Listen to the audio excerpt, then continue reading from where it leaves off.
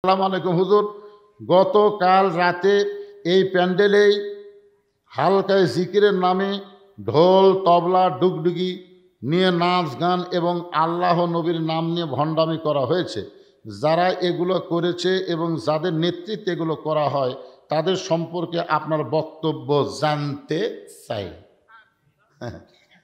আপনারা দেখবেন এই ঢোল আর তবলা যখন বাজায়, আমি ছোটোবেলা দেখছি একটা হয়েছে ঢোল বাজাই, ঢোল বাজানোর একটা শব্দ শোনা যাবে কান খেয়ে দুজক দুজক দুজক শোনা যায়, খেলে না দুজক দুজক দুজক এই শোনা যায়। কিন্তু আর একটা হারমোনি হারমোনি হারমোনি নাই, তারপর একটা যে কিংকে টানে, এটার নাম কি? এটা বলে ইনকা কে কে কে কে কে কে কে কে কে কে কে কে কে কে কে কে কয় না। আর একটা হাতও তো এরকম বাজায়, তিনজন তিনজন তিনজন তিনজন। এই হালকা জিকিরের নামে যারা ঢোল তবলার ব্যবস্থা করছে তারা একদল, যারা এখানে শুনিছে তারা একদল, আর যারা বাজাছে তারা একদল। এই তিন দলই দুজক। কথা বল লাগে এই মুসলমানের বাচ্চারা কথা কয় লাগবে না। এই কথা না কয়ে তো হাসিনা ইচ্ছা মতো দেশ চলাছে, কারণ কথা বন্ধ করার কারণে। হ্যাঁ একটু করবেন বারে কি বেশি ফতুয়া দেওয়া যাবে না। যা করলাম বুঝলে বুঝ পাতা, না বুঝলে তেজপাতা।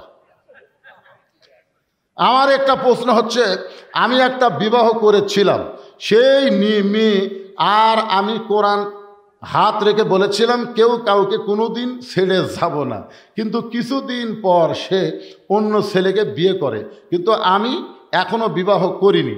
এখন আমি বিবাহ করলে কি কোনো পাপ হবে নাকি, এটা জানতে চাই। এই বউ আপনাকে ছেড়ে চলে গেছে, কি জন্যে চলে গেছে সেটা আপনি একটু নিজের চোখ বন্ধ করে চিন্তা করেন তো। চিন্তা করে তারপর আবার বিয়ে করার চিন্তা করেন, আগেই বিয়া। সম্মানে আমার দরবারে হাজির করে দিও। জাম্বিদ কয় কে রে? যে দেশ আমি জীবনেও চিনি না, যেই দেশের নামই আমি শুনি নাই, আর সেই দেশের বাদশা কেমনে জানলো ঘোড়ার রং তো লাল, আমার নাম জাম্বিদ, আমার বাড়ি ইরাকের খোরাসান, বাগদাদের খোরাসান, এইটা কেমনে জানলো? এই বাদশা তো বাদশা নয়, এই বাদশা হলো আল্লাহর ওলি। ধরে কোন বাদশা কি? আসলে বাদশাকে আমাদের মধ্যে কিছু কিছু নেতা বলে ইসলামের সাথে রাজনীতির কোনো সম্পর্ক নেই। এক ফকির ভিক্ষা করবে গেছে শাহজাহানের দরবারে, যা দেখে বাদশাহ শাহজাহান মসজিদের মধ্যে ঢুকে দুই হাত তুলে বলতেছে, ও বাদশার বাদশাহ, তোমার দরবার আমি ফকির, তোমার দরবারে আমি ফকির। ফকির মনে মনে কয় আইলাম বাদশার কাছে, আয়সা থেকে বাদশাহ নিজেই ফকির হয়ে কাঁদতেছে, তাহলে আমিও যা সাজানো তাই, তাহলে আসল বাদশা কে? জোরে কর, আরো জোরে, জোরসে বলুন। তাহলে আল্লাহর নীতি তো রাজনীতি, আর শাহজাহানের নীতির নাম হলো ফকরা নীতি। মানুষ হলো ফকির, আল্লাহ হলেন বাদশাহ। তাবারাকাল্লাযী বিয়াদিহিল মুলক ওয়া হুয়া আলা কুল্লি শাইইন কাদির। গোটা পৃথিবীর রাজত্ব, কর্তৃত্ব, মালিকানা একমাত্র কার হাতে? যারা জবান বন্ধ করে থবেন, বুঝবেন আপনি মুসলমান, খালি নাম আছে কিন্তু আপনার ভিতরে মুনাফিকি কাম করতেছে। আমি কি আমার বাপের কিচ্ছা বলতেছি না আল্লাহর কোরআনের কথা? জোরে বলেন, তাবারাকাল্লাযী বিয়াদিহিল মুলক। এক হাদিসে আমার কয়, হুজুর আপনার ওয়াজত গেলে খালি রাজনীতির পেছর পড়েন, রাজনীতি না করলে হয় না। আমি বললাম, হাদিস সাহেব আপনি তো রাজনীতি করে যাচ্ছেন। তো বলে কোথায়? মক্কায়। তো বলে কেমনে? আমি বললাম, আপনি কি আল্লাহর ঘর সামনে থেকে বলেছেন ইন্নাল হামদা অন্নি মাতা লাকাওয়াল মুলক লা শারিকা লাক? এটাকে আপনি বলছেন? হুজুর বহুবার বলছি। তো এই লাকাওয়াল মুলক লা শারিকা লাকের অর্থ কি?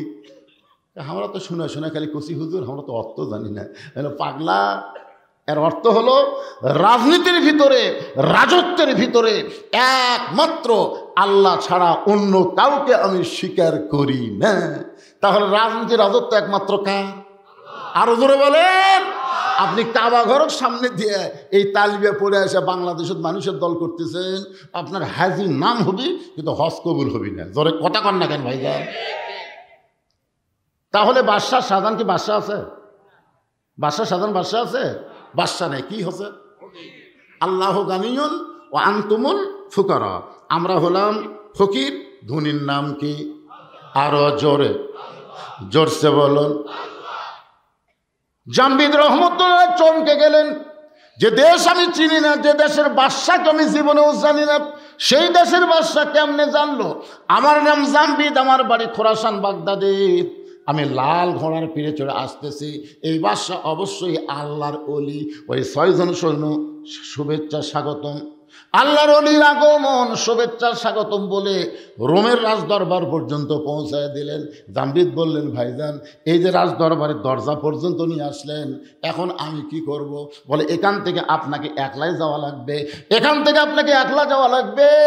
ফেরেশতা জিবরাইল বলে, নবী গো, এই পর্যন্ত আল্লাহ আমাকে হুকুম দিয়েছে, এরপর থেকে আপনাকে একলাই যাওয়া লাগবে। ধরে কোন কয়জন? কেন? ওরস মানে কি একটু খেয়াল করেন, আল্লাহ নবী 2 জনা, প্রেম করিবেন গোপনা, মাঝখানে তো অন্য কারো জায়গা থাকবে না। জায়গা যদি থাকিত জিবরাইলকে সঙ্গে নিত, জায়গা যদি থাকিত জিবরাইলকে নিত, দরজার বাইরে আল্লাহ ব্রেক করাতো না। সবাই বলেন, আল্লাহ নবী 2 জনা প্রেম করেছেন গোপনা, মাঝখানে তো অন্য কারো জায়গা ছিল না। কি জিবরাইল, খালি এক ধাপ মারলে তোর অস্তিত্ব পুড়ে হবে। সাই 70,000 নূরের পর্দার গেট, আমি আল্লাহ আমার দোস্তকে সাদর সম্ভাষণ জানাবার চাই। জোরে কেন সুবহানাল্লাহ। আয় রে, নবী একলা এখন আল্লাহর কাছে যাচ্ছে একলাই। ফেরেশতা জিবরাইল বলে, হুজুর আমি আপনার সাথে থাকলে আপনাকে কোলদারা হইয়া, কোলদারা বুঝুন না, বর দেখবেন বিয়ের দিনে কোলদারার মোশন দেখছেন, বড় এই কি ছোটো ছোটো ঘাস খাবো, তোর শ্বশুর মামা শ্বশুর সবাই কিন্তু জানলাতে তোকে দেখতেছে। আজকে যাত্রীরা, বর যাত্রী যেভাবে খায় ওর দিকে কারোর নজর নেই, নজর কিন্তু তোর দিকে আছে। আজকে তুই কম খা, ছোটো ছোটো ঘাস খা, মুগত কিছু ভরার সাথে সাথে টিস্যু পেপার দিয়ে মুছবো। কোলদারা বরক শিখা দিচ্ছে। কারণ কি জন্য? আজকে তোর পরীক্ষার দিন পাগলা, আগামীকাল থেকে তোর খাওয়ার শেষ না, তুই কি খাবো রে? কিন্তু যারা আজকে শেষ খাওয়া খাচ্ছে বরযাত্রী, ওরকে আজকে শেষ পাগলা, আগামীকাল আর খাওয়া নেই। এই দুনিয়াতে কাফের বেঈমান হলো বরযাত্রী, আর মুসলমান হলো বর। মুসলমানকে ফেরেশতারা দেখতেছে, আল্লাহ দেখতেছে, চিন্তা ভাবনা করে খাওয়াও লাগতেছে, চলাও লাগতেছে। তোর কারণ ঠিক কিনা?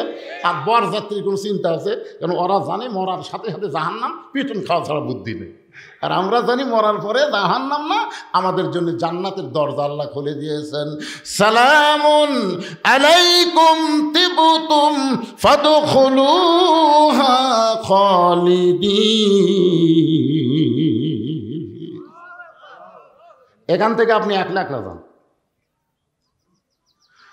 আল্লামী জামবিদ রহমতুল্লাহ রোমের বাদশার রাজ দরবারে একা একা রওনা দিলেন।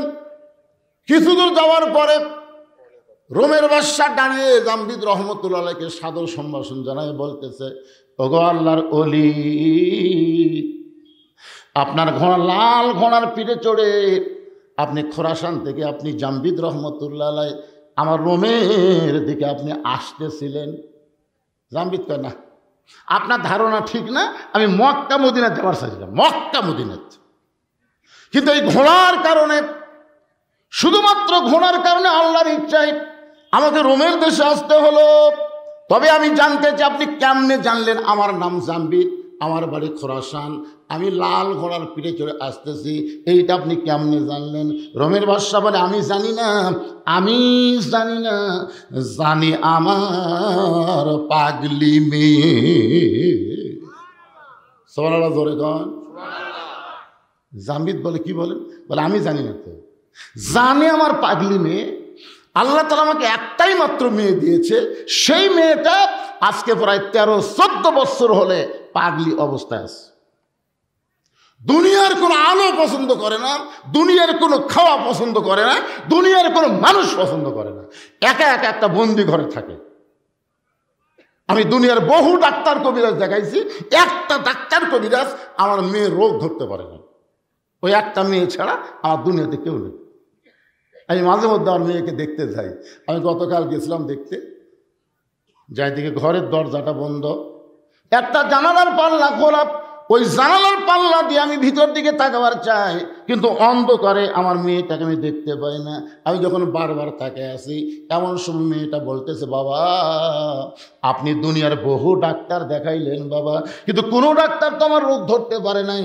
আমি কোন রোগের রোগী যদি জানতে চান, তাহলে খোরাসান থেকে একজন আল্লাহর ওলি, নাম তার জাম্বিত, লাল ঘোড়ার পিঠে চড়ে রোমের দিকে আসতেছে, তাকে যদি আপনি আমার কাছে আনতে পারেন বাবা, তাহলে সেই বলতে পারবে আমার ভিতরে কি রোগ রয়েছে।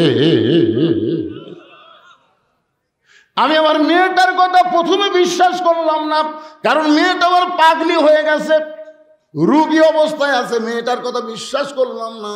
তারপরে মনে মনে চিন্তা করলাম, কয়েকটা সৈনিক আমি পাঠাইয়া দিয়ে দেখি তো, যদি এইরকম কোনো মানুষ আসে তাহলে ধরে যেন আমার দরবারে নিয়ে আসে। ওগো আল্লাহর ওলি, আপনার ঘোড়ার রঙ ঠিক আছে, আপনার নাম যদি জাম্বিদ হয় আর বাড়ি যদি বাগদাদের খোরাসান হয়, তখন আমার পাগলি মেয়ের কাছে একটু চলেন। কোন রোগে আমার মেয়েটা রোগে ভুগতেছে, কোন অসুখ আমার মেয়েটার মধ্যে ধরে বসেছে, মেহেরবানি করে আপনি একটু বলে দিবে। জাম্বির চোখ বন্ধ করাস, সর্বনাশ, একটা মেয়ে। আপনার কি মনে করতেছেন? মেয়ে। পৃথিবীর মধ্যে সর্বপ্রথম এই মেয়েই কিন্তু ঈমান গ্রহণ করছে আল্লাহর নবীর হাতে। জোরে কোন ঠিক কিনা? সে মেয়েটার নাম কি? খাদিজাতুল কুবরা।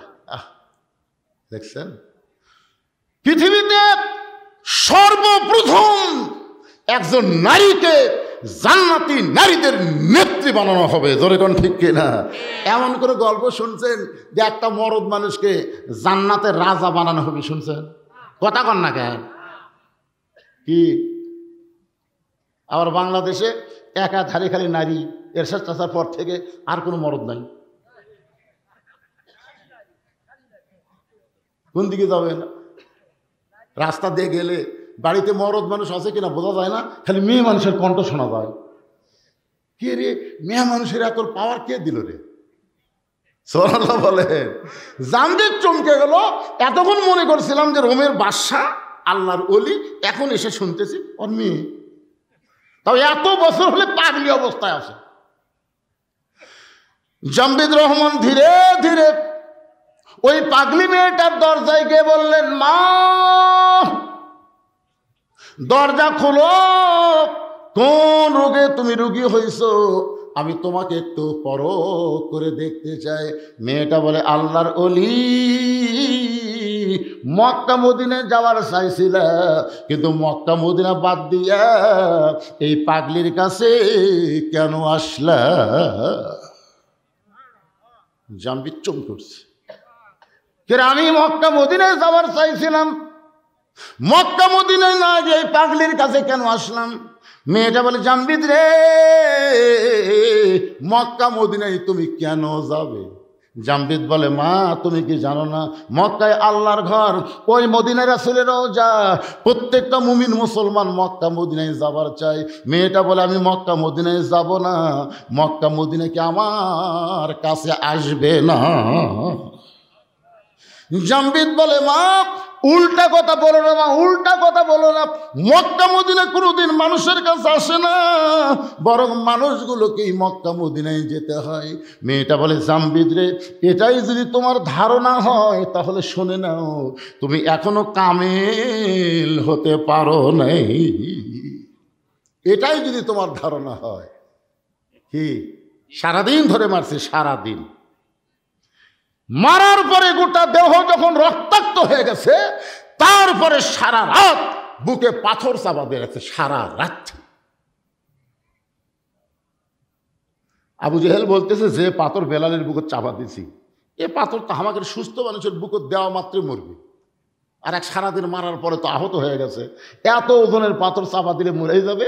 সকালবেলা লাশ তোমরা টেনে নিয়ে যায় আব্দুল্লাহর এতিম পোলার সামনে দিয়ে আসো, আমাদের গোলামকে মুসলমান বানালে আমরা তার অবস্থা এমনি করে দিব। এই কথা বলে আবু জেহেল যখন চলে গেছে বাড়িতে, সকালবেলায় কতগুলো কাফের যুবক বেলালের লাশ নিতে আইসা দেখে বেলালের বুকের পাথর নিঃশ্বাসের সঙ্গে উঠতেছে আর ডাবতেছে। ওরা কয় কে রে, চাপা দিলি মরবি। আর সেই লোকটার নিঃশ্বাসে এত পাওয়া। এই নিঃশ্বাস কি সাধারণ নিঃশ্বাস? এই নিঃশ্বাস হলো ইমানদারের নিঃশ্বাস। জোরে কোন ঠিক কি না? কি জেলের মধ্যে নিয়ে থেকে, জেলের থেকে নিয়ে যা তুমি হাসপাতালে হত্যা করবা? হ্যাঁ, 13 বছর অন্যায়ভাবে হুজুরকে জেল দিলে, এত তোমার খায়শ মিটল না। তুমি জেল থেকে বের করে মিথ্যা নাটক করে তুমি হুজুরকে হাসপাতালে হত্যা করবা। আপনার বলেন তো হুজুরের নিঃশ্বাস নাই? যখন আসে না নাই? আপনার কি ওই ভিডিও দেখছেন উনি যখন হাসপাতালে বেডের উপর বসে আছেন? দেখছেন? একটু মনোযোগ দিয়ে শুনবেন। যুবকের এক দৌড় নেতার কাছে। নেতা, আপনি বলেছিলেন পাথর চাপা দিলেই মরে যাবে, আসেন মরে নাই, বরং নিঃশ্বাসের সঙ্গে পাথর উঠতেছে আর ডাবতেছে। আবু জেহেল উতবা সাইবা দৌড়ে এসে দেখে বেলালের জবান থেকে আল্লাহ আল্লাহ আল্লাহ আহাদ আহাদ উচ্চারণ হচ্ছে। কুলহু আল্লাহু আহাদ, পড়েন কুলহু আল্লাহু আহাদ আল্লাহুস সামাদ লাম ইয়ালিদ ওয়া লাম ইউলাদ ওয়ালাম ইয়াকুল লাহু কুফুয়ান আহাদ। আবু জেহেল বলতেছে জিহ্বা টেনে বের করো। যে জিহ্বা দিয়ে আল্লাহ আল্লাহ উচ্চারণ করতেছে, ওই জিহ্বা পেরেক মেরে দিতে হবে। বেলালের মুখের মধ্যে হাতটা দিয়ে জিহ্বা টেনে বের করে ওই জিহ্বার মধ্যে 6টা বাউল কাটা ঢুকাই দিলেন। বাউল কাটা হলো খেজুর কাটার চাইতেও মোটা। এরকম 6টা কাটা এই পার্দে ঢুকায় ওই পার্দে বের করে দিলেন। এরপরেও হযরত বেলালের জিহ্বা দিয়ে রক্ত বের হয়। রক্তের মধ্যে ফুটি বলতেছে আল্লাহ আল্লাহ আল্লাহ আল্লাহ আল্লাহ আল্লাহ। এরপরেও আল্লাহর জিকির যখন বন্ধ হয় না, কে যেন বলল আবু বকর, গভীর রাত্রে যেই বেলাল নবীর কাছে ঈমান গ্রহণ করছে, সেই বেলালকে মারতে মারতে মারতে মারতে বেলালের জিহ্বা টেনে বের করে জিহ্বার মধ্যে পেরেক মারছে। আবু বকর রে, বেলাল তোমার ভাই, কুল্লু মুসলিমুন ইখওয়া, প্রত্যেকটা মুসলমান ভাই ভাই। আবু বকর রে, বেলালকে কি মুক্ত করবা না? আবু বকর এক দৌড়ে গিয়ে কাফের বেঈমানদের সামনে বলেন, এ মক্কার কাফেররা, তোদের মধ্যে মানবতা নাই, তোদের মধ্যে মনুষ্যত্ব নেই। সারাদিন ধরে মারছিস, সারা রাত বুকে পাথর চাপা দিয়ে রাখছিস, এরপরও জিহ্বা বের করে জিহ্বার মধ্যে পেরেক মারলি। তোদেরকে কোনো দয়া নাই রে, তোদের কোনো কি মায়া নাই? আবু জেহেল বলতে, আবু বকর, যদি তোমার মায়া হয় তাহলে আমাদের গোলামকে তুমি কিনে নাও। কত দাম নিবা? বেলালের মনিব উমাইয়া বলতেছে 1000 স্বর্ণ মুদ্রা নিব। আবু জেহেল বলে, রে উমাইয়া, যেই বেলাল সুস্থ অবস্থায় তুমি 1 টাকা দিয়ে কিনলাম, আর সেই বেলাল মরার সময় তুমি 1000 আশরাফি চাইলা। আবু বকর বলে, উমাইয়া, আমার কাছে যদি 10,000 টাকা চাইতা, তারপর আমার ভাই বেলালকে তোমাদের কাছে এক মুহূর্ত আমি রাখবো না। 1000 আশরাফি দিয়ে হযরত বেলালকে মুক্ত করে নবীর দরবারে নিয়ে যায়। আবু বকর কান্দে করে চিন্তা করতেছে, রহমতুল্লাহ আমিন এই দৃশ্য কি সহ্য করতে পারবে? নিজের পাগড়ি দিয়ে বেলালকে ঢেকে কান্দে করে যখন নিয়ে যাচ্ছে, নবীর সামনে দাঁড়াবে, আবু বকর, বেলালকে এইভাবে না ঢেকে আমার সামনে প্রকাশ করে দাও। আবু বকর, হুজুর আপনি সহ্য করতে পারবেন না, ওই কালো মানুষটা রক্ত লাল হয়ে গেছে। রাসূল বলে, আবু বকর, তুমি কি জানো আল্লাহ তাআলা আমার বেলালের জন্য কোরআনের আয়াত নাজিল করেছে? ইন্নাল্লাযীনা ক্বালু রাব্বুনাল্লাহু সুম্মা ইসতাকামু তাতানাজ্জালু আলাইহিমুল মালায়েকা আল্লা তাখাফু ওয়া লা তাহজানু ওয়া আবশিরু বিল জান্নাতিল্লাতী কুনতুম তুআদুন।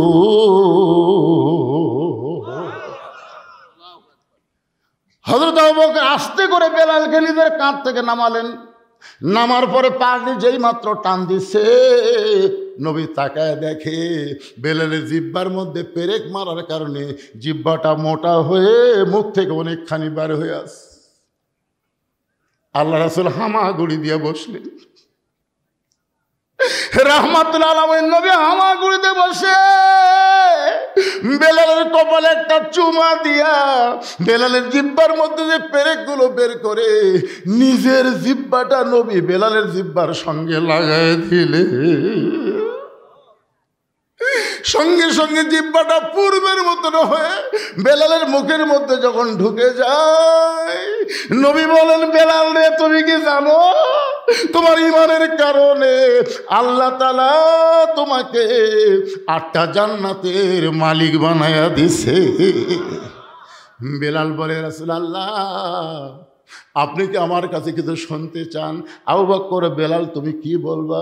বেলাল বলে, হুজুর, ওই আল্লাহর শপথ করে বলতেছি, ওরা যখন আমাকে সারাদিন ধরে মারছিল, ওরা যখন আমাকে চাবুক মারতেছিল, আমার চামড়া কেটে যখন রক্ত বের হচ্ছিল, আমি তখন আল্লাহ আল্লাহ জিকির করতেছিলাম।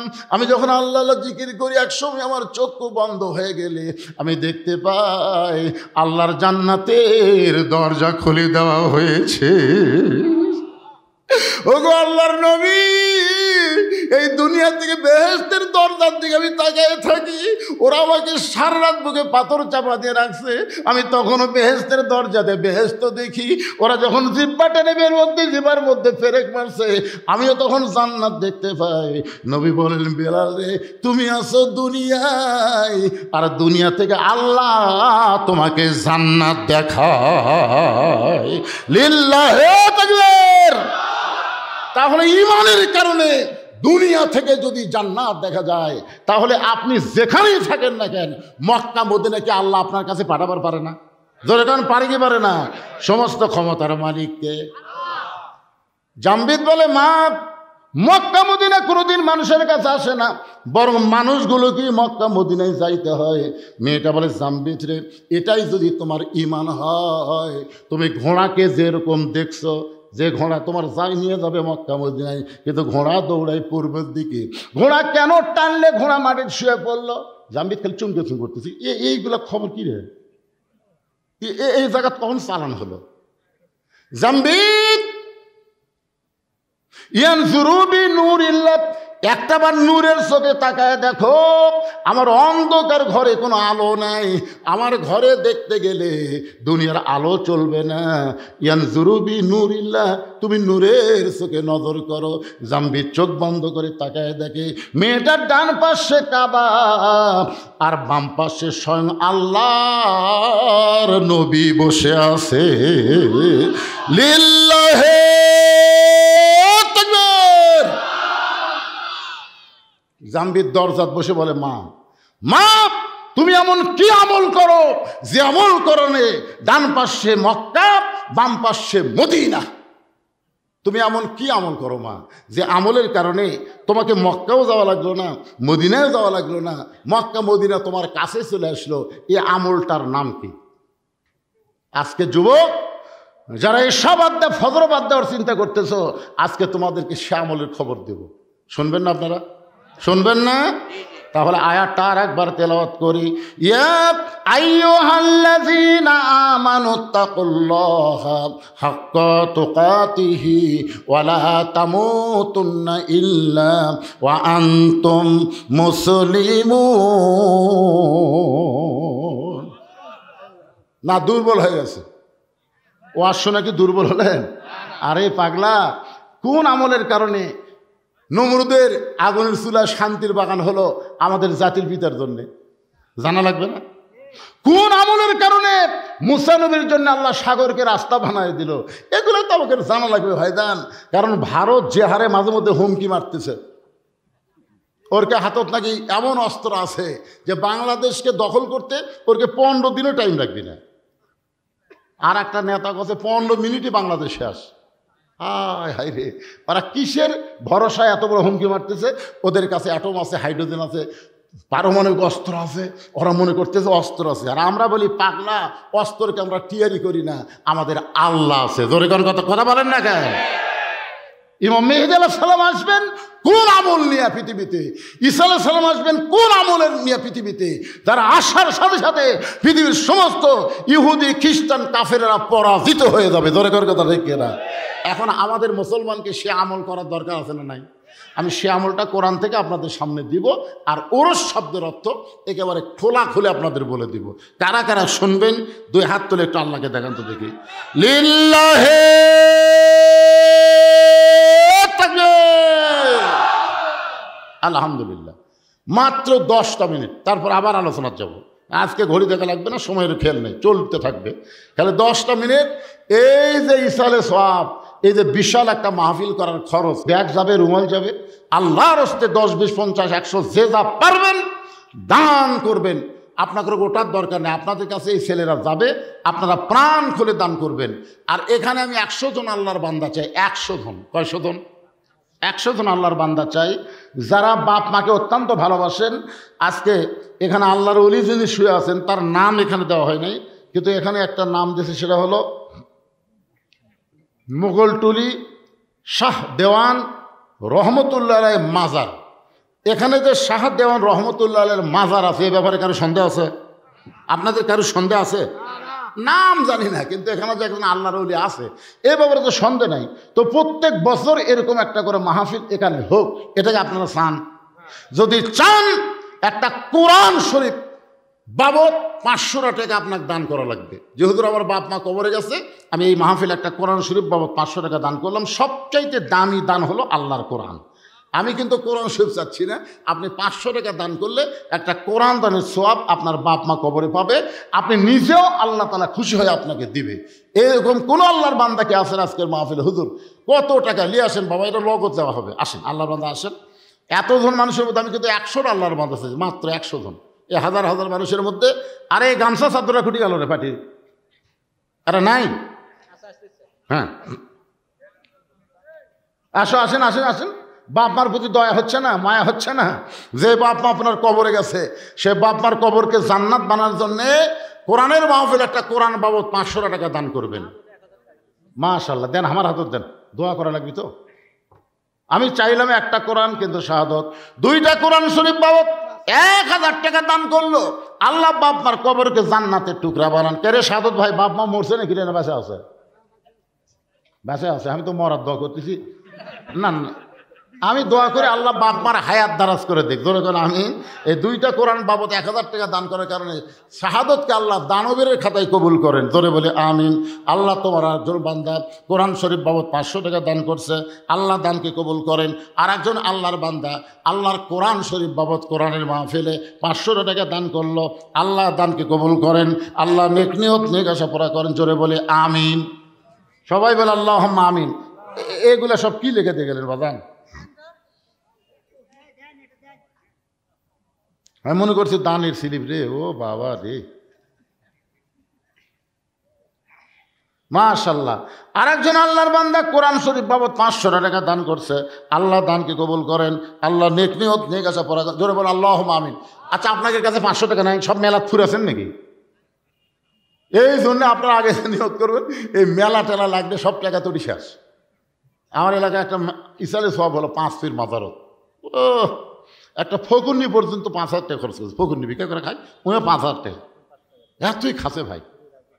আল্লাহর একজন বান্দা কোরআন শরীফ বাবদ 500 টাকা দান করলো, আল্লাহ দানকে কবুল করেন। আসসালামু আলাইকুম হুজুর, গতকাল রাতে এই প্যান্ডেলেই হালকায় জিকিরের নামে ঢোল তবলা ডুগডুগি নিয়ে নাচ গান এবং আল্লাহ নবীর নাম নিয়ে ভণ্ডামি করা হয়েছে।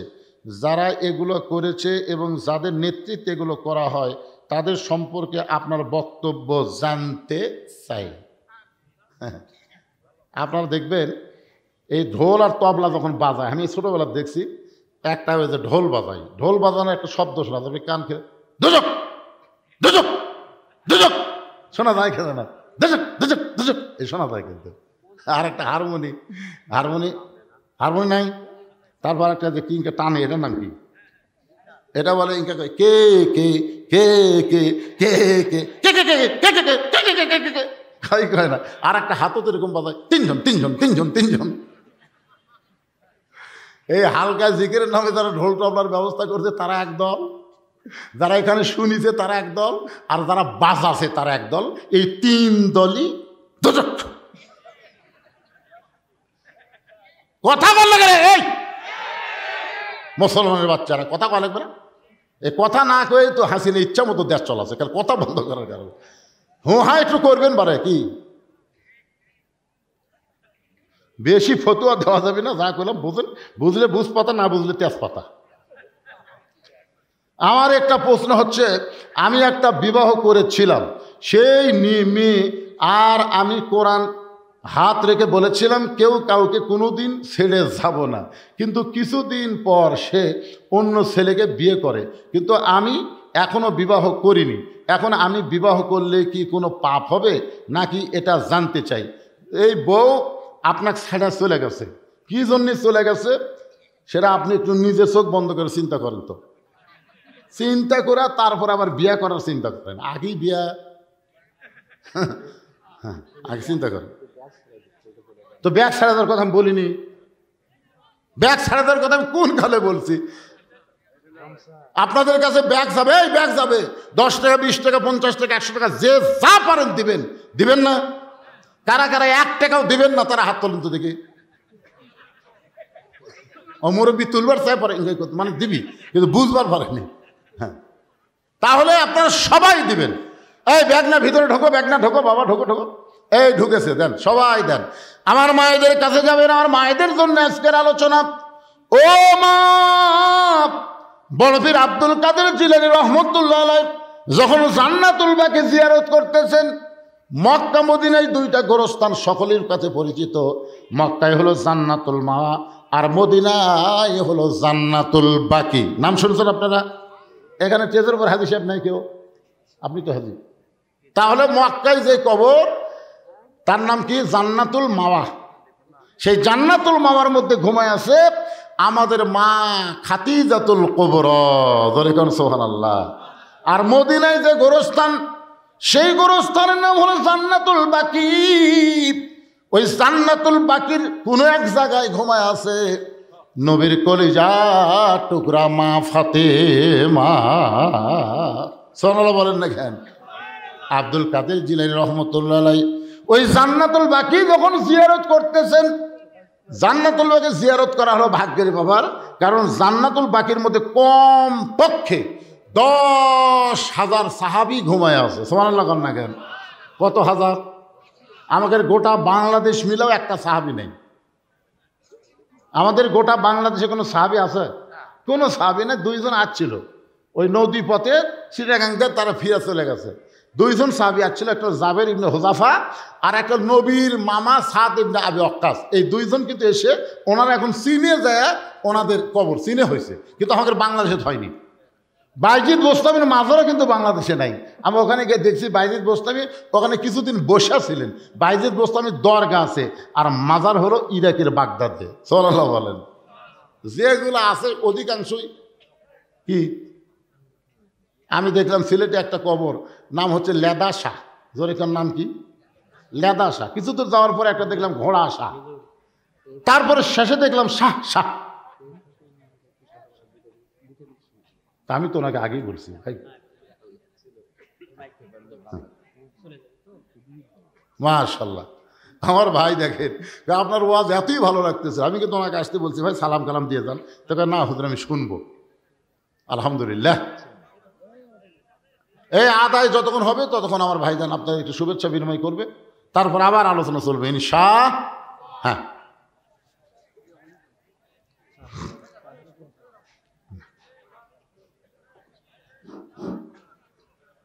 প্রিয় মুসলিমবৃন্দ, আসসালামু আলাইকুম। আজকে আমাদের মাঝে উপস্থিত হয়েছেন বাংলাদেশ জাতীয়তাবাদী দল সহ সাংগঠনিক সম্পাদক, রংপুর বিভাগ, কেন্দ্রীয় সংসদ অধ্যাপক আমিনুল ইসলাম। তাকে সংক্ষিপ্ত আকারে কিছু কথা বলার জন্য বিশেষভাবে অনুরোধ জানাচ্ছি। অধ্যাপক আমিনুল ইসলাম, সহ সাংগঠনিক সম্পাদক, বাংলাদেশ জাতীয়তাবাদী দল বিএনপি, রংপুর বিভাগ।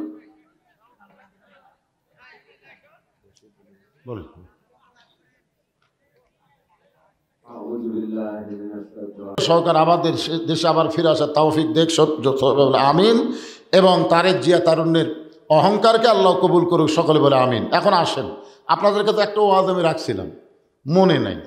মনে থাকলে আপনার 2-4 দিন উঠে চলে গেলেন, আসলে দুইটা জগতে আল্লাহ আমাদের পক্ষে, এটা আমরা বিশ্বাস করছি। একটা হলো রুহের জগৎ, একটা হলো দুনিয়ার জগৎ, আর একটা জগৎ আমাদের সামনে আছে। মনে আছে আপনাদের? মনে করছে 66তে পাস তো করছি। পাস করলে আপনি জান্নাত পাবেন পাগলা, কিন্তু 33 না পাওয়ার কারণে যে কমপক্ষে 100-150 বছর জাহান্নামে থাকা লাগবে, সেটা কি করবেন? সেই জন্য আমি বলছি গোল্ডেন A+ পাইয়া বিনা হিসাবে আমরা জান্নাতি হব। জোরে কোন কথা ঠিক কিনা? মনে নাই। মেয়েটা বলে জাম্বিত, কোন আমলের কারণে আল্লাহর কাবা নবীর রওজা আমার পাশে? যদি তুমি জানতে চাও তাহলে শোনো। আপনারা এই কথাও কিন্তু আমি বলেছি, কি আমল, ঠিক না? কন সে আমল শুনবেন আপনারা? হ্যাঁ ভাইজান, আমরা আইসি কিন্তু শুনলাম চলে গেলাম, এটা নাম ইসলামী ইমান নয়। আল্লাহ কোরআনে বলেছেন স্বামী না, শুনতে হবে। ও তাই না, এটাকে আমল করার নিয়তে, গ্রহণ করার নিয়তে শ্রবণ করা লাগবে। তাহলে শোনা গেলাম, শোনা গেলাম, বকাল্লা বকে গেলাম, হয়ে গেল নাকি? না, আমরা যারা বক্তা আমাকেও ঠেলা আছে। আল্লাহ কোরআনে বলেছেন লিমা তাকুলু মা লা তাফালুন, যে বক্তা ওয়াজ করে আমল করে না, ওই মুনাফিক বক্তাকে দিয়া আল্লাহ জাহান্নাম আগে উদ্বোধন করবে। জোরে কর কথা, ঠিক কথা বলেন। আগে জাহান্নামের উদ্বোধন হবে আলেম দিয়া, আবার জান্নাতের উদ্বোধন হবে আলেম দিয়া। এক ছেলে এসে হুজুরকে বলে, হুজুর আমার বাড়ি তো অনেক দূর ব্রিজ দিয়ে ঘুরে তারপর আপনার কাছে আসতে হয় কোরআন শরীফ শিক্ষা করার জন্য। তো হুজুর ওই ব্রিজ দিয়ে ঘুরে আসতে আমার খুবই সময় লাগে, কষ্ট হয়। এমন কিছু দোয়া আছে যে দোয়া পাঠ করলে নদী পার হওয়া যায়? তো পীর সাহেব তো মনে মনে চিন্তা করছে, এই পাগলা, এটা দোয়া দেখুন দিন নদী পার হওয়া যায়। তো বলছে বিসমিল্লাহ করে চোখ বন্ধ করবি, যা। মনে করছে বিসমিল্লাহ করে চোখ বন্ধ করে পানির মধ্যে ডুবা গেলে আর নামবি না। তোর এখন কথা ঠিক না? তো পীর সাহেব যে কথা কইছে, ওই ছেলেটা বড়টা ইমানের সাথে বিশ্বাস করছে যে বিসমিল্লাহ কয়ে চোখ বন্ধ করে পা দিলি যদি নদী পার হওয়া যায়, তো খামাখা ওই ব্রিজ দিয়ে ঘোরার দরকার আছে? হুজুর কিন্তু ঠাট্টার স্থলে বলেছে, ছাত্র কিন্তু বিশ্বাসে গ্রহণ করছে। এখন যা নদীর পাড়ে যায় বিসমিল্লাহ বলে চোখ বন্ধ করে পা দিছে, চোখ খুলে দেখে ওই পারে চলে গেছে। সুবহানাল্লাহ খান না কেন? পার করার মালিককে পার হয়ে গেছে। এভাবে প্রত্যেক দিন যাওয়া আসা করে। যখন ছেলেটা 5-7 পারা কোরআন হেফজ করছে, তখন ছেলের মা বলতেছে, যেই কামেল বুজুর্গের কারণে তোর ব্রিজ ছাড়া নদী পার হওয়া পারিস, সে হুজুরকে একদিন দাওয়াত করতো। আমি একটু প্রাণ ভরে হুজুরকে খাওয়াতে চাই, এত বড় আল্লাহর ওলি। তো ছাত্র এখন বলছে, হুজুর আজকে দুপুরবেলায় আমার মা আপনাকে দাওয়াত দিছে। তো হুজুরা কিন্তু দাওয়াত পেলে খুব খুশি। জোরে কোন কথা ঠিক কিনা? এর আগেও আপনাদের বলেছি যে ডাক্তারের বইয়ের কোনোদিন সিজার লাগে না, বড় ডাক্তারের বইয়ের কি লাগে না? সিজার লাগে না। মৌলবীর বাড়ির কোনোদিন মিলাদ হয় না, পীরের বউ কোনোদিন মুরিদ হয় না। জোরে কোন কথা ঠিক কিনা? এই তিনটা না খেয়াল করবেন।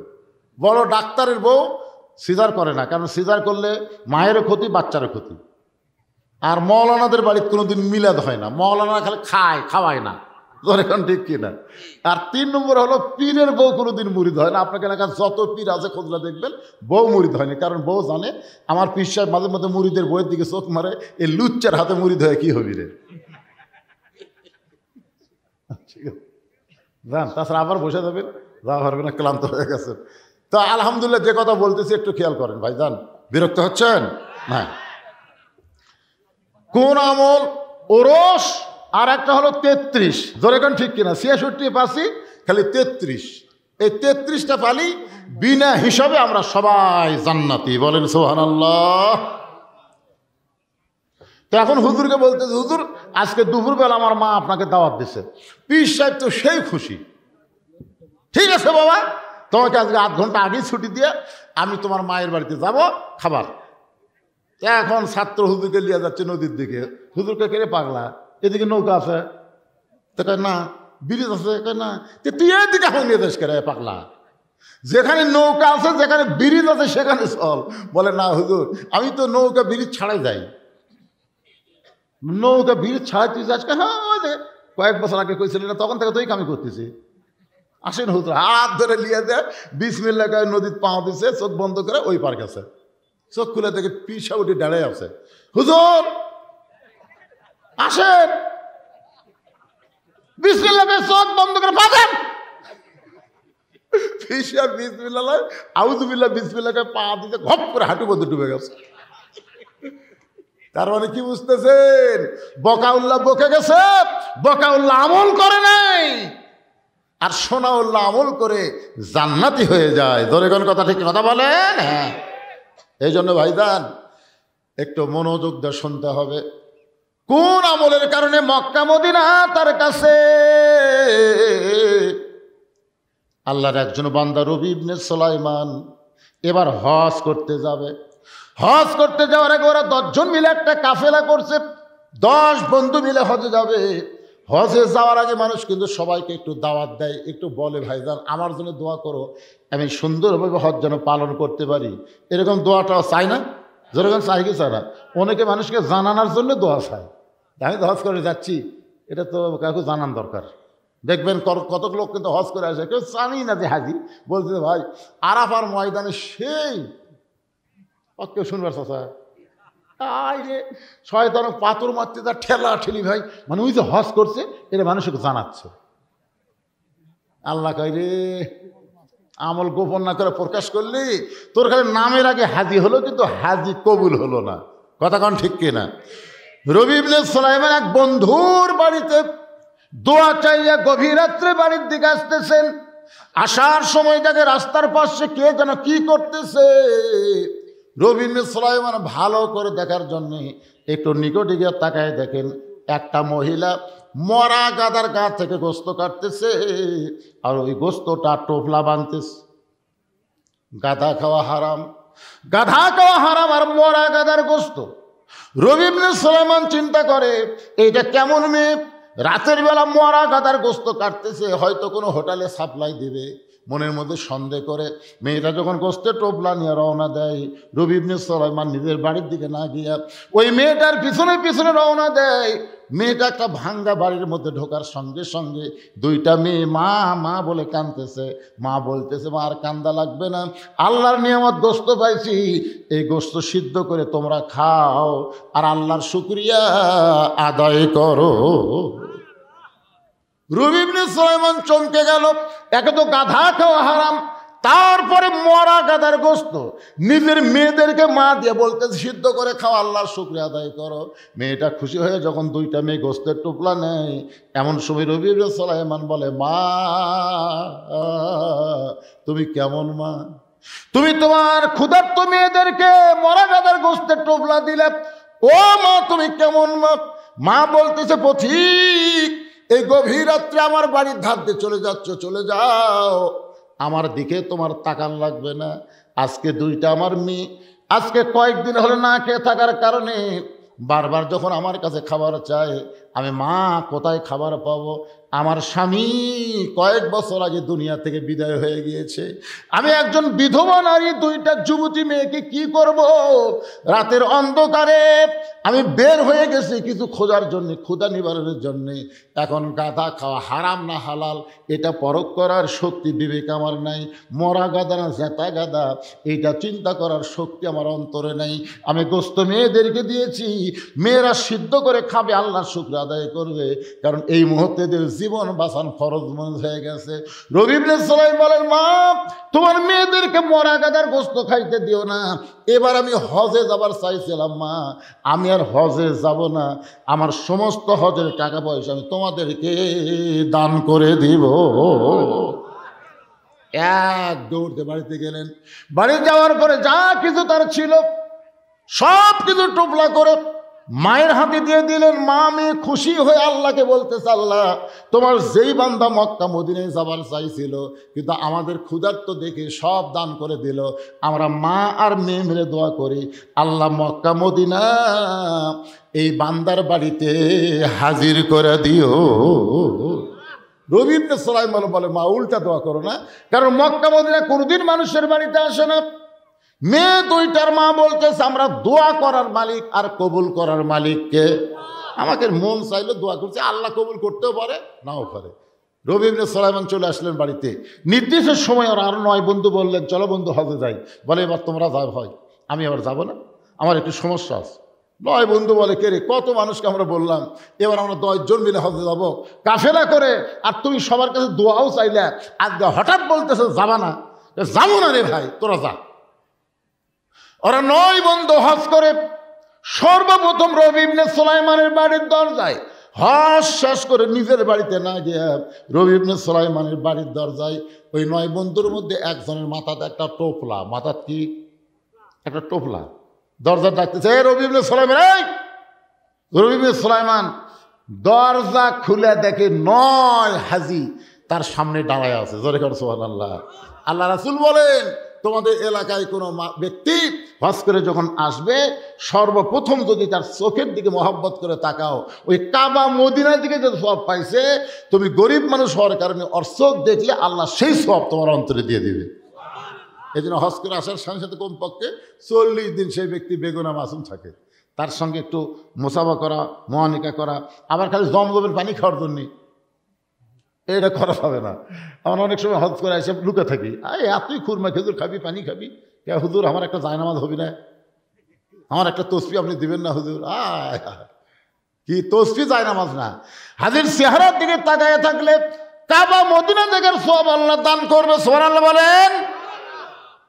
রবি ইবনে সুলাইমান বলে, ভাইজান তোমরা 9 জন বন্ধু আমার বাড়ির দরজায়, আমার ভাগ্য এত ভালো, যার মাথার টোপলা আছে। এই মিথ্যা দেখ, এই কি হজে যাওয়ার আগে তোর কাছে আইলাম, তুই কইলি এবার হজে যাবো না, কি কারণে যাবি না? কারণও বললি না। হেই, তুই যে কাবা ঘর তাওয়াফ করার সময় এই যে আমার মাথার টোপলা, তুই যে আমার টোপলা দিয়ে বললি ভাই এই টোপলা নিয়ে আল্লাহর ঘর তাওয়াফ করতে আমার কষ্ট হচ্ছে, টোপলাটা একটু ধরতো, তোর টোপলা আমাকে দিয়ে তুই আল্লাহর ঘর তাওয়াফ করলি। আমরা 9টা বন্ধু দেখলাম, তুই আমাকে সাথে সাথে থাকতে থাকতে হারাই গেলি। আমরা গোটা মক্কা খুঁজা তো পাইনি রে, তুই টোপলাখানা দিয়ে কোথায় হারিয়ে গেলি। আবার হঠাৎ থেকে তুই সাফা আর ওয়াসাই করতেছিস, তোকে টোপলা দেওয়ার জন্য তোর পিছনে পিছনে আমরা 9 বন্ধু দৌড়াই, কিন্তু হঠাৎ থেকে তুই আর নাই।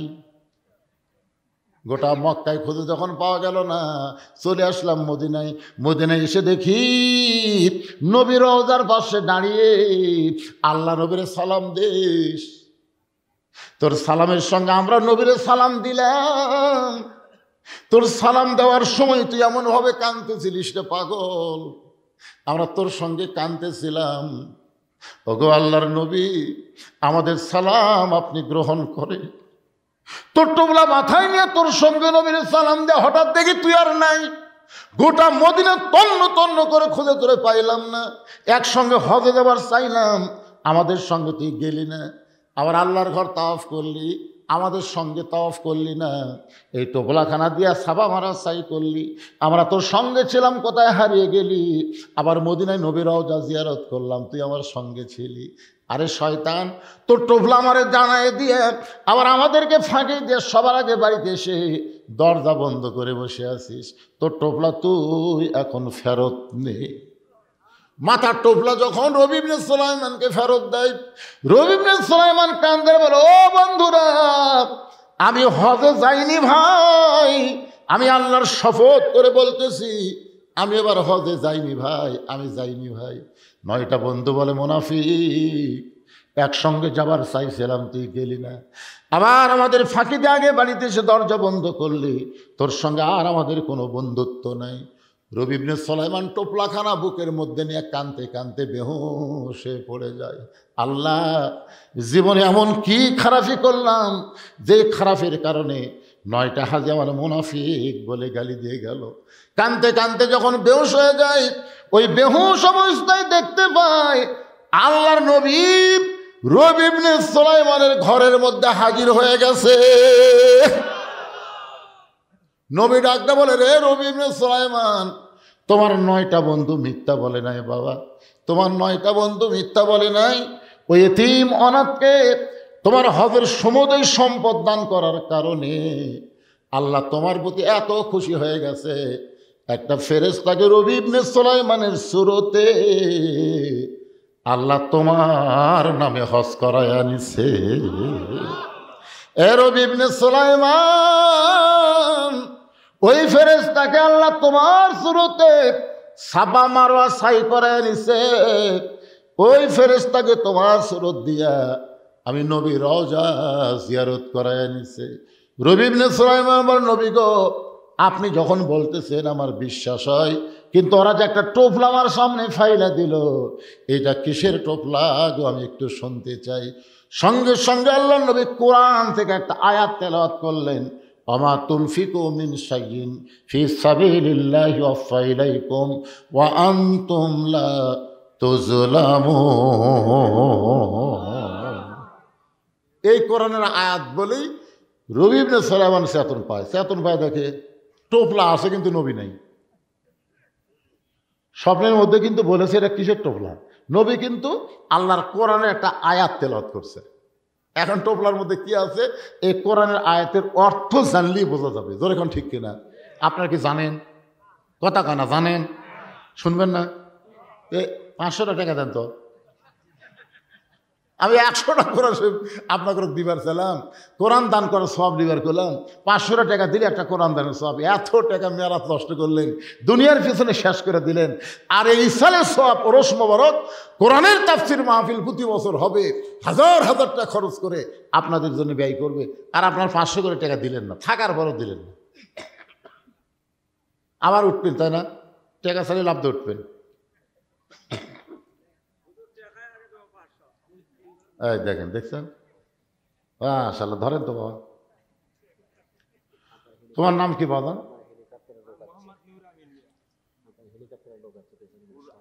মোহাম্মদ নূর আমিন মিয়া। বাপের বেটার আগমন, জোরে বলেন মারহাবা। এরকম বাপের বেটার একটাও নেই। বাপের বেটা দেখেন তো কিভাবে, আগে আপনি 500 টাকাই দেবো হুজুর, 500 টাকা দিল, একটা কোরআন দানের সব পেলো। জোরে কারণ আমিন। কুটি হেলিকপ্টার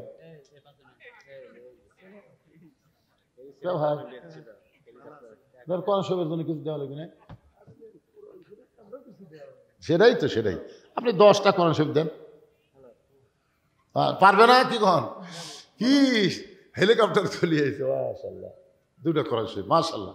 চাপ দিয়ে কোনো কিছু নেওয়া যায় না, চাপ দেওয়া যাবে না। আমার ভাইজান 2টা কোরআন শরীফ বাবদ 1000 টাকা দান করছে। আল্লাহ দানকে কবুল করেন, জোরে কর আমিন। আপনাদের মধ্যে নাই? নাই, কারো কাছে নাই? কোরআন শরীফ 2 ধরনের পাওয়া যায়, একটা 200 টাকার পাওয়া যায়। তো 200 টাকা দেন, একটা কোরআন দানের সব পাওয়া যাবে। 500 টাকা যদি বেশি মনে হয়, 200 টাকা দেন। 200 টাকা দেন। সবাই যদি 200 করে টাকা দেন তো অনেক টাকা হবে। টাকা থুয়া মন বলতে দেশ না রে, দেশ না রে। আসলে আপনি ঠকে গেলেন, কারণ আজকের মাহফিল যদি শেষ হয়, আর যদি এরকম মাহফিলে বসার তৌফিক যদি আল্লাহ না দেয়, হায়াত যদি শেষ হয়ে যায়, হায়াত শেষ হতে পারে কি পারে না? ধরে কোন মাশাআল্লাহ। এই দেখেন, টাকা কুমা দিতে আমার ভাই দৌড়াইছে, মাশাআল্লাহ। 200 করে দেন, অসুবিধা কি? আর একজন যাচ্ছে, মাশাআল্লাহ মাশাআল্লাহ। আল্লাহ তোমার 2জন বান্দা 200 করে টাকা করছে দান, কোরআন দানের সব তাদের আমল নামায় দিয়ে দেন। জোরে বলি আল্লাহুম্মা আমিন। সবাই বলিন আল্লাহুম্মা আমিন। ওই দেখেন কিভাবে এক মর্দে মুজাহিদ আসতেছে, হাই রে কি এবার দেখে আসবে, পুরাতের রোজার পাওনা পড়ে, মাশাআল্লাহ। আল্লাহ তোমার একজন বান্দা কোরআন বাবদ 200 টাকা দান করেছে, আল্লাহ দানকে কবুল করেন, আল্লাহুম্মা আমিন। মাশাআল্লাহ মাশাআল্লাহ। 200 2জনে নিয়ে আসছে, নিজের আনছে আর একজন নিয়ে আসছে, মাশাআল্লাহ। 200 করে 2টা কোরআন শরীফ বাবদ দান করেছে, আল্লাহ দানকে কবুল করেন। দুনিয়ারই টাকা পয়সা দুনিয়াতে রবে, ফকির হয়ে মানুষ কবরেতে। নিয়ত করেন যে আমার একটা বিশাল বেধি আছে, ব্যারাম আছে হুজুর, ভালো হয় না, এখানে একটা ছাগল দেব সদকা করে, জনগণের ইসলামের সব মাহফিলের জন্য একটা ছাগল দেব, আল্লাহ আপনার বেদি ভালো করে দেবে। দেয় না? কি কোন দেয় না? এরকম সদকা করেন, কোরআন শরীফ বাবদ সদকা করেন, মাশাআল্লাহ। আর একজন 200 টাকা দান করে গেল, আল্লাহ আমার ভাইয়ের দানকে আল্লাহ কবুল করেন, আল্লাহ। পিছন দিক থেকে একটা লোক উঠলো না। আবার এই মোগল টলির, আপনারা না বারা টলির, আপনাকে মোগল টলির লোক নাই? একেবারে মোগল টলির লোক নাই, একটা লোক নাই, হাত তোলেন তো দেখি। মোগল টলির কোনো লোক নাই?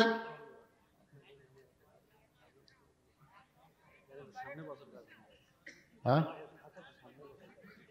বাকি উঠলেন আপনারা? বাকি না?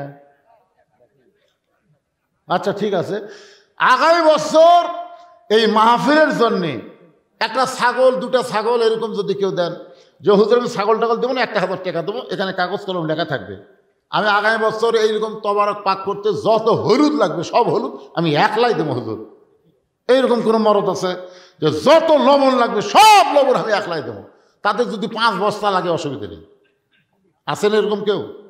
যত গুঁড়া মরিচ লাগবে সব মরিচ আমি একলাই দেবো। পেঁয়াজ দেবো 5 জনে, 5 জন মিলে সব পেঁয়াজ দেবো, তেল দেবো, এরকম নিয়ত করে লিখে দেন। এখানে কাগজ কলম আছে, একটু বলেন, সাহস করে বলেন। আল্লাহ হায়াত দিবে, আপনি দান করবেন। বাবা মা যাদের কবরে গেছে, বাপ মার জন্য বাৎসরিক একটা দোয়ার মাহফিল আপনাকে আলাদাভাবে করা লাগবে না, এখানে একটা দোয়ার মাহফিল হবে সবার বাপ মার জন্য, যারা কবরে গেছে তার জন্য দোয়া করা হবে। আপনারা এই এলাকার লোক সব তো মোগলটলির না হন, এলাকার না, সবই তো এলাকার। তো মাশাআল্লাহ বলেন না কেন? একজন হলুদ দেওয়ার পার্টি না এখানে? হলুদ একটা লোক বলেন, হলুদ কয় মন লাগবে রে? মন লাগবে? মাহফিলের কমিটির লোক, এটা কি মাহফিল কমিটির লোক আছে ভাই? এই মাহফিল কমিটির লোক আপনি? মাহফিল কমিটির লোক? হ্যাঁ, কতটুকু হলুদ লাগে কত দিকে? হলুদ 40 মন, 40 মন চাউল, 5 কেজি লাগবে। আচ্ছা আপনি দেন তো, দেখি কি হয়। কোন তো দেখে আপনি দিয়ে শুরু হতো দেখে কি আসাদুল 5,000 টাকা ধরে বলেন মারহাবা। কে বাড়াছে বাবা? কে রে বাবা? সব হলুদ দিবে তো? বাড়ি এই তো মোগলটলের লোক আছে, কে কয় নাই রে? মোগলটলের আনোয়ার, তাই না? আনোয়ার হোসেন, যত হলুদ লাগবে সব হলুদ দান করবে, ধরে বলেন মারহাবা। আপনাদের মধ্যে লবণ দেওয়ার লোক নাই, কয় মন লবণ লাগবে রে? লবণের দাম কত? একটা লোক বলেন। হলুদ হয়ে গেছে, আনোয়ার সব হলুদ দিবিলেন। কোনটা লবণ, কোনটা বাজান? বাড়ি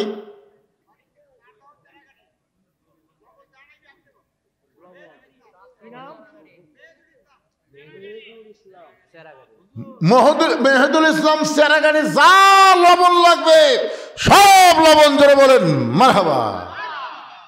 এখন তেজপাতা দেওয়ার কোন লোক আছে? যা তেজপাতা লাগবে, তেজপাতা সগলি দিবার কি দিল রে? কি দিল বাদান? এখানে কি দিল?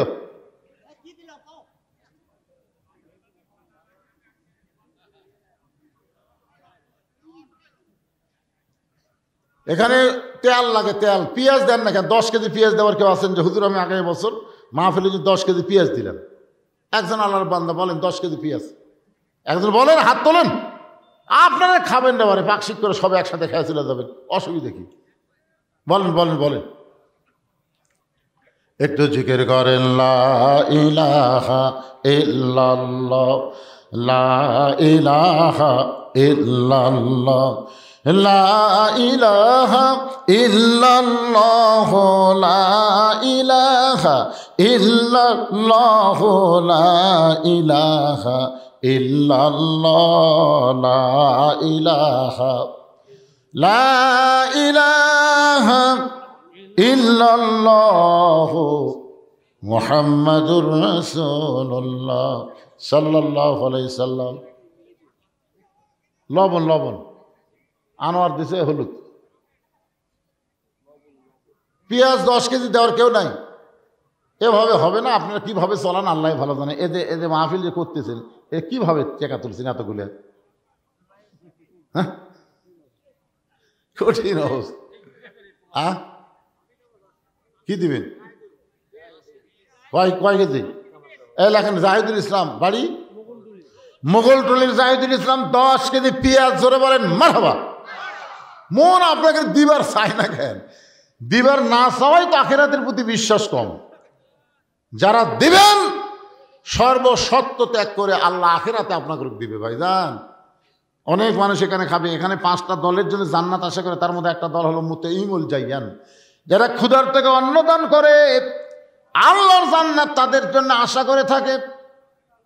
আমি শেষ কাটটা বলেছি, ওমান সাল্লাল্লাহু হাবিবুর রহমান একটা হাদিসে কুদসি বলেছিলাম। এখন আসেন মূল আলোচনায়। এইভাবে ঘেঙ্গা ঘেঙ্গা আদায় করা খুব কঠিন ভাই, আমার দ্বারা হবে না।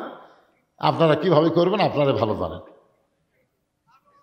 হ্যাঁ, ঘেঙ্গা ঘেঙ্গা এইভাবে আদায় করা যাবে, তাই কার মধ্যে কি নিয়ত ঢুকেছে আল্লাহ ভালো জানে। ও আজ তো শেষ, আবার ওয়াজ কিরে পাকলা। হ্যাঁ, ফজরের নামাজ জামাতের সঙ্গে আদায় করা লাগবে, এ ওয়াজ শোনেন। কি ওয়াজ শুনতে শুনতে যারা ফজর বাদ দিবে, লঙ্গি খুলিয়া মাথায় পাগড়ি পরিবে। আল্লাহ রাসূলকে ওমর ফারুক বললেন, ইয়া রাসূলুল্লাহ, 5 ওয়াক্ত নামাজের মধ্যে 3 ওয়াক্ত তাড়াতাড়ি, 2 ওয়াক্ত লম্বা কেন? আসর কিছুক্ষণ পরে মাগরিব, মাগরিবের কিছুক্ষণ পরে এশা, কিন্তু এশা থেকে ফজর, ফজর থেকে জোহর লম্বা কেন? আল্লাহ রাসূল বললেন, ফজর থেকে জোহর পর্যন্ত আল্লাহ লম্বা সময় দেওয়ার কারণ হলো ওই সময়ের মধ্যে খেতে খামারে কাজকাম করবে, ব্যবসা বাণিজ্য করবে, চাকরি বাকরি করবে, কুলি মজুরি করবে। এইগুলো করতে গিয়ে শরীরের যে ক্ষয় হবে, শরীরের যে ক্ষয় হবে, এশা থেকে ফজর আল্লাহ লম্বা সময় দিল।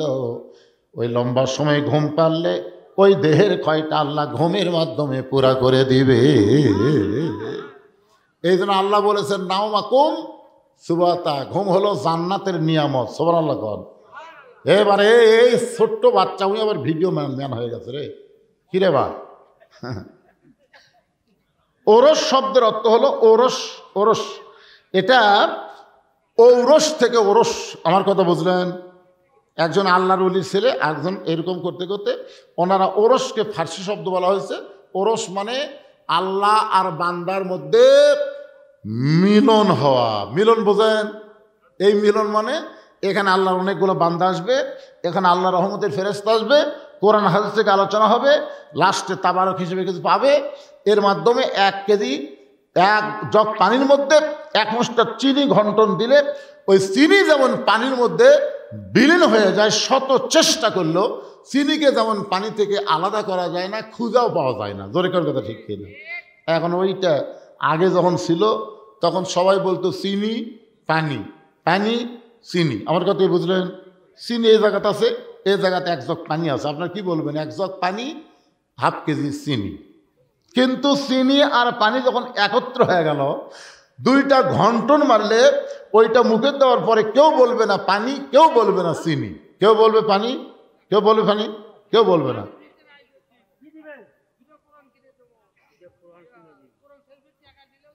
টেকা, টেকা কোরআন শরীফে কি করবো আমরা? টেকা 2 কোরআন কোনটার দিবেন? 200 না 500? ও 400। আচ্ছা ঠিক আছে।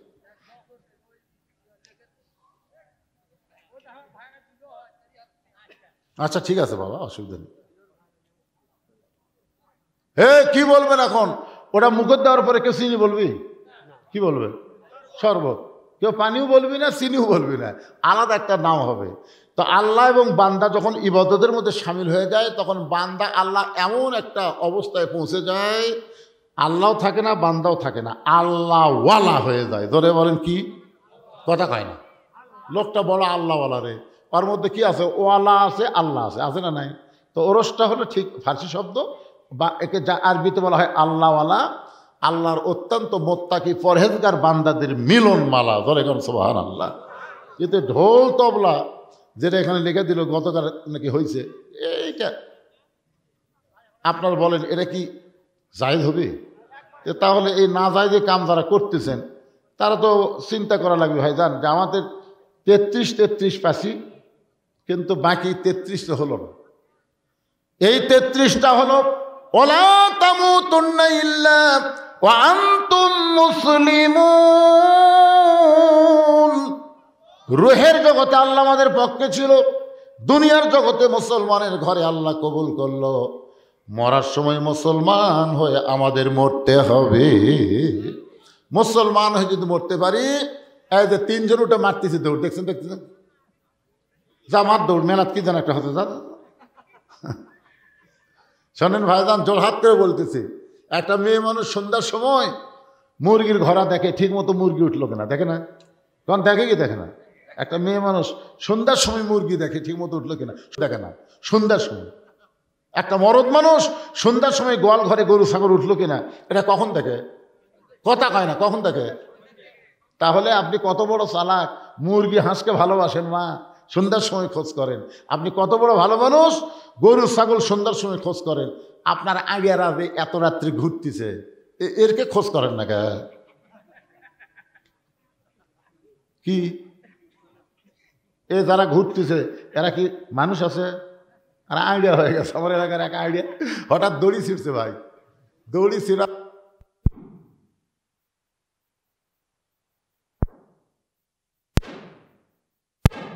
হলে তা হয়।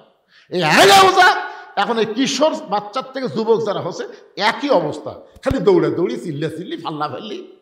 আপনি বাবা হিসাবে আপনার হাত পায়ে বেড়ি লাগায় আল্লাহ জাহান্নামে দিবে যদি আপনি ছেলের দিকে খেয়াল না করেন।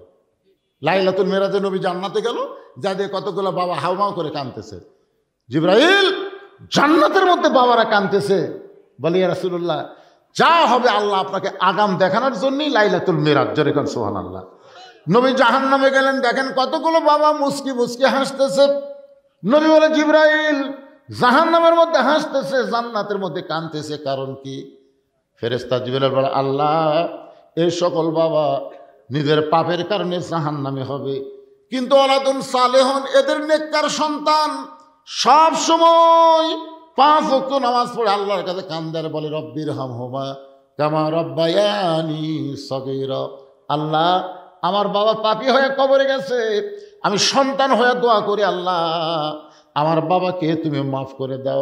আল্লাহ বলে বান্দারে তুই পাপের কারণে জাহান্নামে হলে কি হবে?